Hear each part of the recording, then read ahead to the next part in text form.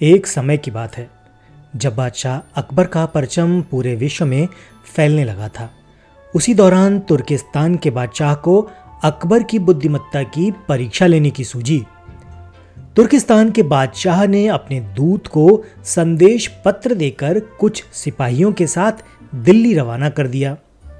बादशाह ने पत्र में लिखा था, मुझे सुनने में आया है कि भारत में एक ऐसा पेड़ है जिसके पत्ते को खाकर इंसान की आयु बढ़ाने में मदद मिल सकती है।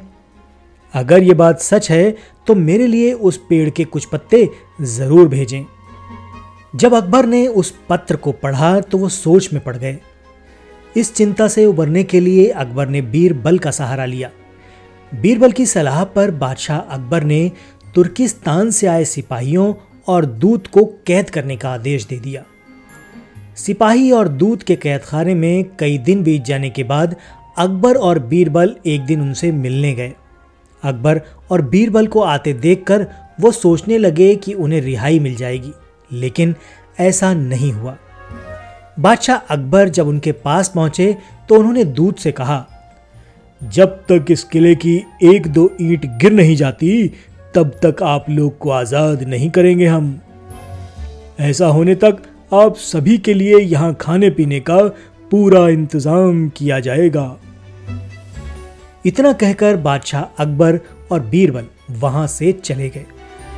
उनके जाने के बाद दूत और सिपाही कैद से निकलने के लिए उपाय सोचने लगे। जब कोई रास्ता नजर नहीं आया तो भगवान से प्रार्थना करने लगे।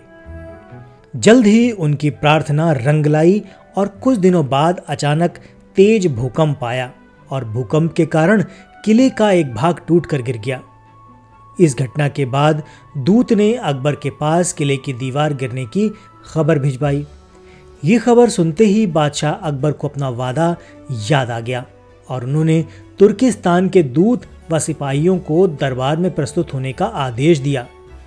उनके दरबार में पहुंचते ही बादशाह अकबर बोले, अब तो आप सबको अपने बादशाह के द्वारा भेजे गए पत्र का उत्तर मिल गया होगा। अगर अब भी आपको समझ नहीं आया है तो मैं समझा देता हूं। तुम सिर्फ 100 लोग हो और तुम्हारी आह सुनकर किले का एक हिस्सा गिर गया। तो सोचो, जिस देश में हजारों लोगों पर अत्याचार होते हैं उस देश के बादशाह की आयु कैसे बढ़ेगी।